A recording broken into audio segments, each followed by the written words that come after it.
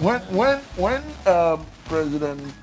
General Babangida took over the reins of government, and for a change, he announced himself with a title of president.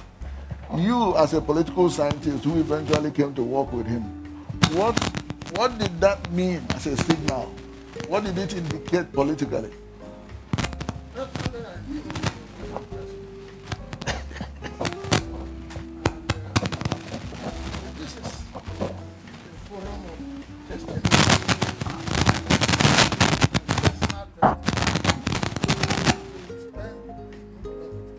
Today, and people like General David Mark were there, and his other friends. I don't want to call other names, but outside the military, my good friend there sitting down there, always quiet, Ambassador Dr. Tunja Lagujo was there, and we did some work before even he took over.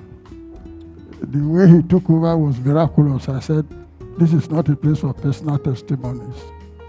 Because if the coup had failed and the successors of that failure had traced back, even the statement read by Dogoyaro and by Abacha before he, IBB, made the pronouncement from Bonny Camp. These were things that require personal testimonies. But I'm not going to go into that because we are in a session and I thought we should keep within that session. It is not by accident that so many people, including Dr. Shidi Amuta himself, author of various books about Babangida. But there are 4, if you call them books, I just want to refer to. The first was what very small, a 120-page book we call Foundations of a New Nigeria. Ambassador, Professor, Honorable Minister Tunde Adeniro took part in that. You also took part. We got it together, but they were not written, the chapters were not given the authors. Foundations of a New Nigeria. And secondly, the very first set of major speeches crafted and read by him indicated his vision. And 2 of us put it together and we call it Portrait of a New Nigerian. And then the third book, which is the second volume of his speeches, was titled, For Their Tomorrow We Gave Our Today. And finally, the set of speeches which examined the huge crisis the country was getting through was titled Crisis of Democratization. Now, when you put these 4 books together, you will know the vision of the man. I will summarize by saying the 2 planks of his vision. There's a third one, but the 2 major planks were democratization of the Nigerian polity and society. And secondly, liberalization of the Nigerian economy. AIT is with us, but for IBB, AIT will not. I had the privilege of giving the radio station the license before the television section came up. And so the man had a background, and I dare say, as a close scholar of the man, that he envisioned all of that, partly from, I believe, his upbringing, because we did about 8 chapters of an unfinished manuscript. Unfinished because he wasn't willing to finish it. about his life, his background, and perhaps particularly the pioneer participation in NIPS number 1, 1979-1980. All of that constituted what the man was. I'm glad that Chief Ibrahim is here. He made a statement recently on Arise Television. If you want to govern this country, you should know this country. You should know this country. Do you know, today we are talking about 6 zones, so to say. South-south, southeast, southwest, north-central, northeast, northwest. Do you have friends in these places? Do you know people who know the society? And it's very important to know this country. It's a very complex society. Do you know their beliefs? Do you know their system? I'm glad General Mark, Senator David Mark, had just talked about his experience and his driver. My traditional ruler, one of the smallest society or ethnic it actually says sub-ethnic nationality. We are within the robo sector. We are Okbe. IBB showed up at the burial of the monarch. And finally, we succeeded in putting his former student, who is a general in his own right, General Felix Mujakbero, as the traditional ruler of my place today. And he was involved. I wouldn't go into these personal testimonies. But back to what I was saying, democratization was so fundamental to IBB's program. You democratize the political process. You democratize even the society itself. Implementing them was a serious problem. I'll tell you a story, a little story, that we were very concerned. There was a 17-member political bureau, and I happen to have participated. Ambassador Tunde Adeniro is there, okay. And we ended up by making one of the many recommendations, very, very small but very important recommendation. Namely, you want to retain traditional rulers in this country, then don't spend a kobo of government money on them. Let those communities who want their traditional rulers to take care of them. And of course, General Omu, you will know that the General Omu committee, Paul Omu's committee that looked at the political bureau's report, also recommended it. And of course, at the end of the day, accepted that yes, this should be done.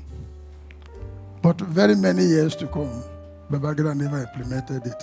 So each time I joke with him, what about that recommendation not to give a kobo of the Nigerian state to traditional rulers? He said, you want to kill me? Very interesting. But what I'm saying is that democratizing the Nigerian society and democratizing the political process was such a serious, it goes to so many angles. Then there's going to be a panel later, liberalization of the economy, which, as I said, and communication and all the rest of them. Those days, directors retire from NTA, and they don't do anything anymore. This very productive Nollywood, is it Nollywood or Hollywood, which of them you call them? The Nigerian society today, this Nollywood, was founded by Babangida. This huge industry today, because you had people who were retired from NTA, they had no more anything but to sit back and looking out for their pension. I just happen to have been privileged to be nearby when all this happened. So, vision was something inbuilt in that man. And he has a rare gift of knowing people. Not just knowing people, knowing them by their first names. Wonderful. It makes you feel human. 17 of us were inaugurated in this Abuja. Abuja wasn't as beautiful as this then. In the political bureau. 2 ladies, Mrs. Hilda Adefarasi, another lady who was a lecturer in the University of Lagos, now late, blessed memory. After the inauguration, he came down, and Dr. Tunji Olagunju, before he became an ambassador, was behind all of that. He came down and greeted every one of the 17 of us by our first names. First names. You feel that sense of somebody who was close to you. So, finally, as a short, I just want to say that if you're looking at vision about how this country is, you just have to know this country. You just have to move, whether it's the 2-party system, whether it's the economy and society and so on. And all of this, by the way, was complemented by Her Excellency, we are so rest in peace, Mrs. MARYAM Babangida, who also took the challenge that you must carry change to the grassroots, to the rural areas. Yeah.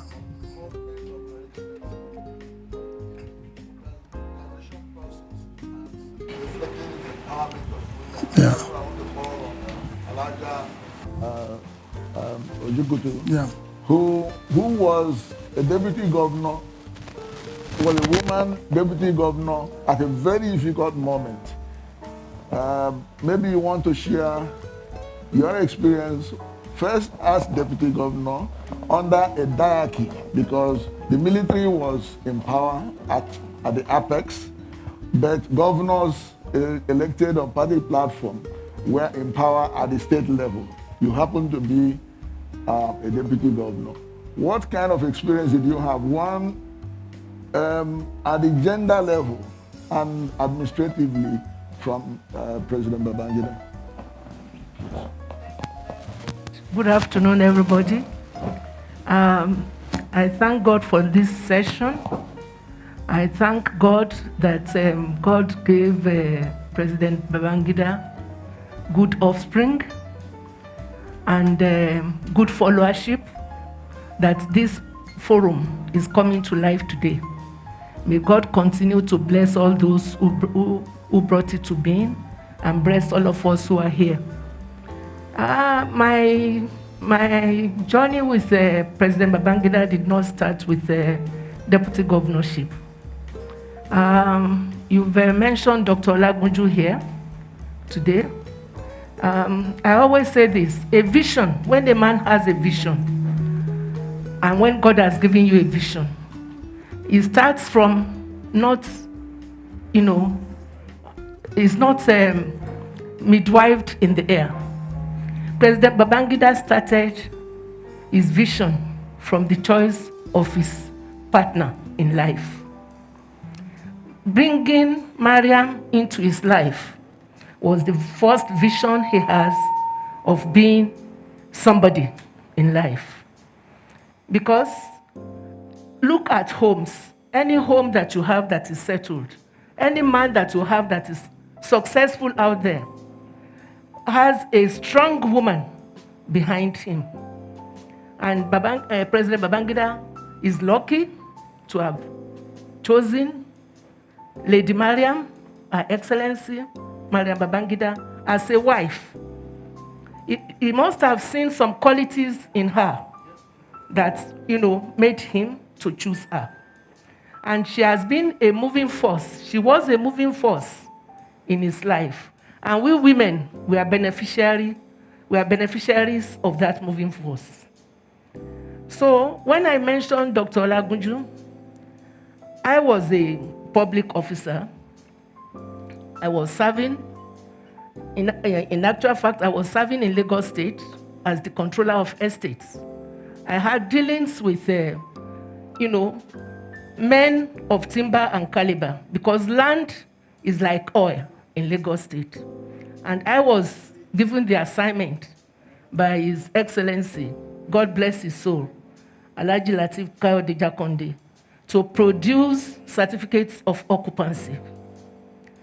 producing certificates of occupancy in Lagos State was like minting gold, because you'll be bribed and people will give you all sorts of enhancement to produce it.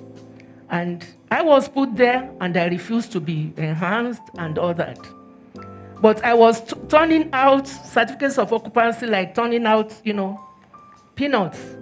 But it didn't go well with many people because it was their gold mine. And here comes this woman who refused to be bribed, who refused to get anything. All she's interested in was how many CFOs will come out. Because that was the target of the then governor, the action governor. And that is where he was able to make the money that he used to build Lagos, the infrastructures in Lagos. We had to produce CFO for people to get their title in order to get money from the banks, in order to pay, Lagos State is due. So I got tired of all the blackmail, everything that was going on in that office. And I produced my CV. And when soldiers, when they come, they have to get land and all that, many people, bankers. So instead, when they say, what do you give me? Well, what can I give you? You've been so good, you didn't ask for anything, and you are just working. I said, look, I'm tired of this office. I want to move. I came from the banking world into the civil service. I want to go back into the private sector and all that. So I produced myself. When they say, I'm looking for a job. So I just give my CV. I'm looking for work. How my CV got to the presidency, I don't know, till today. The only thing I knew, I know I was qualified to be in the banking sector, having come from Central Bank, having worked in National Bank, The next thing is announcement that I was made the executive director. Babangida Steno has a way of making firsts. And among women, he made a lot of firsts for us to be in position. And we thank God for him. So I was the first female to be made executive director in any bank in Nigeria. And I didn't know, thank you. And I didn't know anybody. I didn't have to go and lobby. I didn't have to go and... So the first time I met, I had touch with the presidency, I was summoned that I was doing, there was a bid for a project that has gone bad. And that somebody wanted to do that project. And I knew he was not qualified to do the project. So I stood my ground. And it got to the presidency, and they went to blackmail me that I was tribalistic, that I wanted to give it to a Yoruba man when an Hausa man wanted the project. So this firing squad, I was called to the presidency to come and defend myself. Lo and behold, the panel that met me, Dr. Laguju and others were there, and I presented my case. The project is still on in Lagos State. And they said, okay, if that's the case, go on. My point is, if President Babangida is not a man of vision to have able lieutenants, Nigeria's problem today has to do with a lot of things that lieutenants are doing that are not good. And they are putting their principals in bad light. President Babangida was lucky to have good lieutenants as soldiers and as civilians. He is a very, very lucky man. And it's because he also has the knowledge and the grace of God to be able to choose and relate to people. That's my first encounter with them. Then come the political one. President Babangida started experimenting with having women among the gubernatorial class. He couldn't put a woman there as governor, but he started experimenting with women as deputy governors. We have Alhaja Latifa Okunu as one of the, I think there were 2 or 3 women who were made deputy governors appointed. But I happened to be the first one elected under his administration. And it would not have been allowed if he didn't have that vision that women should be given a chance. And that is when I came in touch with Her Excellency, MARYAM Babangida. She was doing the Better Life for Women program. And she invited me to one of their functions as a woman who is in office. And I went there. That gave a lot of headache because Nigeria, as soon as you are in one place, some people believe you are trying to take over what belongs to them. Part of our problem, why we are not progressing. We have to give each other a chance to showcase ourselves. Everybody has a talent. And if we don't put it together and make Nigeria a place that we all be proud of, we will continue to lag behind. So when Her Excellency invited me to be, to grace the occasion, I went. And I met one of the most charming women I've ever met in my life. That is Her Excellency, Mrs. MARYAM Babangida. And she accommodated me. She was very graceful.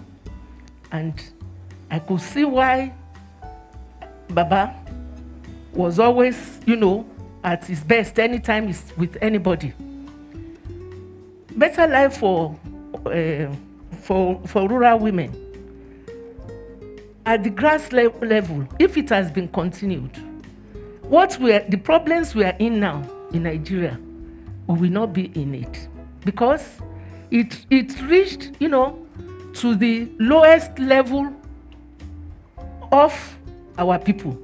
And they have a sense of belonging, the way she organized the Better Life for rural women, bringing them into prominence, bringing them into focus, and many skills that you can do to support the homes.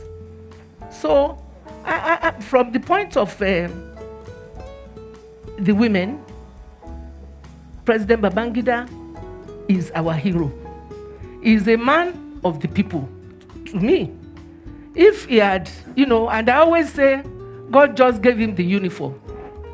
He's actually a Democrat at heart from the way he operated. And when you look at America, most of the soldiers that became, I think, Eisenhower and the American presidents that were soldiers before, that they were the foundation of democracy. They brought democracy into being. And I think that was the same thing President Babangida was trying to do for us.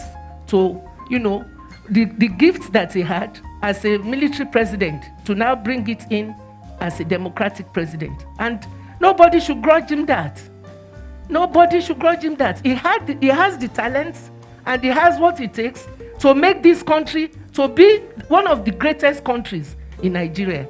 But unfortunately, from the way we relate, which we have to change, blacklisting each other behind our backs. Babangida did not single-handedly annul the MKO Abiola's presidency. People were behind it. And unfortunately, the buck stops somewhere. The buck stops at his table.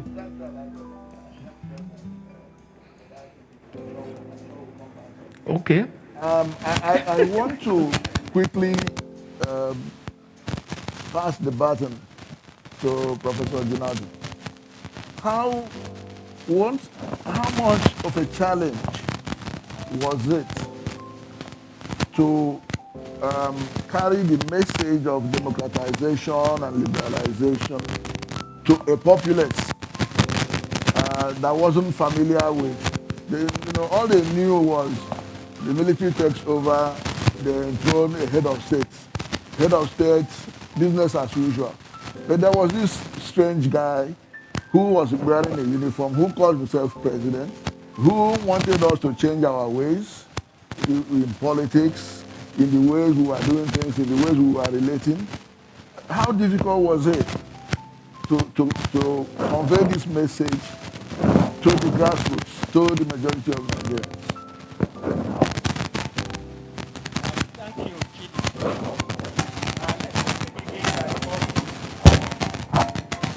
Congratulating my big brother, friend, and mentor on the occasion of his 80th birthday anniversary. And also to thank Aisha and her siblings for the personal initiative they took in approaching us all, and me in particular, to be part of this celebration. I want to begin, I begin by premising my comments, because you asked a very, very pertinent question, by saying that we need to step back a little bit and take a more balanced look at the administration of President Ibrahim Babangida. A lot has been said about his vision, but I think I want to introduce my own comments by saying that the uniqueness of that vision rested on a very, very bold set of policies that were aimed at rebuilding Nigeria. That boldness, unfortunately, has also been one of the major weaknesses of his initiative, of his policy reform, in the sense that the very boldness itself and the vigor with which it was pursued created contradictory forces in society that were determined to prevent those policies from coming to fruition, because the reform was essentially directed at the way politics and society had been moving. So you cannot pursue that bold reform process without encountering very, very vigorous problems as well. I think it's important to mention that. And I mention it because, again, we have tended to discuss military rule in this country as if there are not contradictory forces in society and in states that are in contention over the outcomes of the transition programs. You know, in Latin America, scholars have shown how most transition processes are endangered ab initio, because it involves a contest between those who want to move forward and those who want to regress. And I think we have looked at the IBB's presidency transition program without taking this very, very important fact into account. You know, the Brazilian political scientist says that you can hardly go through a transition process from military to democratic rule without disruptions, without landmines that involve people getting killed, people getting, derailed, or even getting derailed. So now, and I think that is the way I want to look at the major plank, the major political plank of his administration's transition program. And I'm doing so from the perspective that between 1987, under MARYAM, and 1992, when I led the NEC under Philip Nwosu, I was directly in charge of political parties. And I knew what was going on. And it is in that context that I want to raise certain issues about that particular aspect of the political transition program of President Babangida. Because there have been so many false claims, so many misconceptions about how we manage that process. And I think it's important to say here that old program of transition program that that Sam referred to was built on solid intellectual foundations that were laid out by the political bureau. And I think it is the context of that. But what that intellectual approach also showed was that you can never be sure of consequences of applied public policy.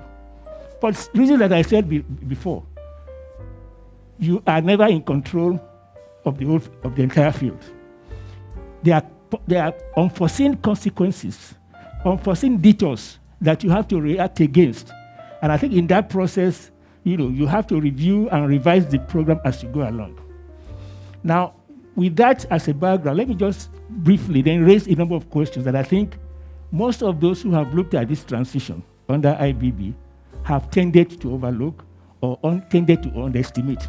How did the two parties arise? The mainstream notion is that the military created these two political parties. But we were involved under our ATNEC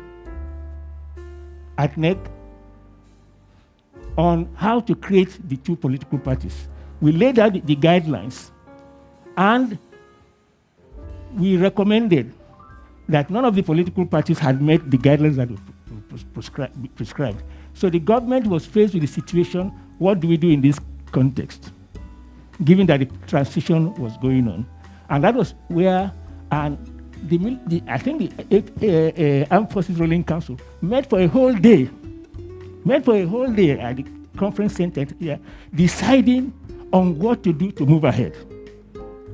And that was where, in the context in which that was decided to have these two political parties. Based on some of the recommendations in our report, in terms of whatever parties are created, there must be some kind of an ideological balance, a little to the left and a little to the right.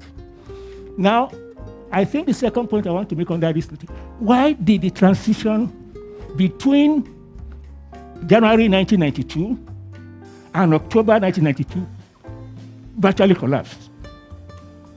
People tend to say the military wanted to perpetuate themselves in power. The IBB did not want to stay there as the president, without looking at the social circumstances and the social forces at play. Now, I think the first major detour that was taken between that period, around the last quarter of 1991 and 1992, was the lifting of the ban on political party, on certain categories of politicians. That was engineered from outside civil society itself. There were powerful forces that wanted the ban lifted. They wanted the ban lifted. And again, this was a major problem confronting the AFRC in terms of what to do. Because important names like L.K. Jakonde, Musa Yao were also involved, and they had political ambition. So I think the first detour that we have here was that measure, that measure in, I think, the last quarter of 1991, before the gubernatorial elections and state assembly, was to lift that ban. The second problem we had was, of course, the period leading from August to October 1992 with the presidential primaries. Were all of these things contrived? You got people who were reacting to developments, and the politics of presidential succession became so important. And I was present in the middle of it all, when, with the emergence of two leading candidates, those who were losing more or less came together and cried wolf, that this process has been violated. And when they came before us in protest, why are you protesting? They then shifted away from concerns about the conduct of the elections, primaries themselves, to saying that on this SDP side in particular, there was an undertaking that if the chairman of the party came from the north, then the presidential candidate of the party should come from the south. So that was why they deliberately set out to sabotage and make sure that process did not end. And the mistake we made in INEC at that, and we discussed this without any as to if we introduce primaries, should the primaries be done in one whole swap, or it is better to now stagger the primaries? And we thought that staggering the primaries will enable candidates to go around the country and to tell the people what their programs were. But unfortunately, once the first set of primaries started, then there was a gang up of those who were losing to discredit that process and make sure that it did not continue. And when we called them, that was exactly what they told us. And of course, then within society itself and within the military, there were those who were not comfortable with the two leading candidates one from SD. So again, so within that whole section, there was an attempt to find some way of derailing it. And it was in that context that INEC was asked to prepare a report and submit. Somehow or the other, the report presented before the AFRC was contrary to what we had agreed as a commission. So the whole question then became, what are the forces at play to prevent this from going on? And it was in that context that I asked to move away from the commission, because I knew that there were certain forces at play that were not going in both within society and within the military, that in terms of protecting their own self-interest, that is not what needs to go on. Now, after that, the next set of problems came out from, what do we do next? Primaries were cancelled, elections will not be held in December, and there was a question, what then do we do next?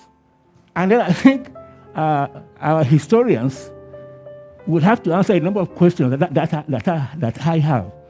What happened between October 1992 and January 1993, when a transitional council was put in place? A transitional council made up of mainly people in the private sector. Why did the military itself not agree that if IBB was to step aside, somebody should come from within the military as head of state? And we heard, we don't have it is true, that there were two leading candidates, from the south. Then agreement could not be reached about who should succeed. IBB with IBB setting apart. So the transition program was then adjusted to create what we might call a semi-presidential system of government. But I think it's important to make this final point. And that final point is that if there was in fact ab initio a plan to have an endless transition, or that the president did not to step down, did he engineer all these crises? How can we explain those crises other than in just a psychologically reductionist way, saying the man is not going to leave or the man did not want to leave? I think that is the task for historians and political scientists to look to what happened between the final quarter of 1991 and 1992 to derail the transition program in the way it did.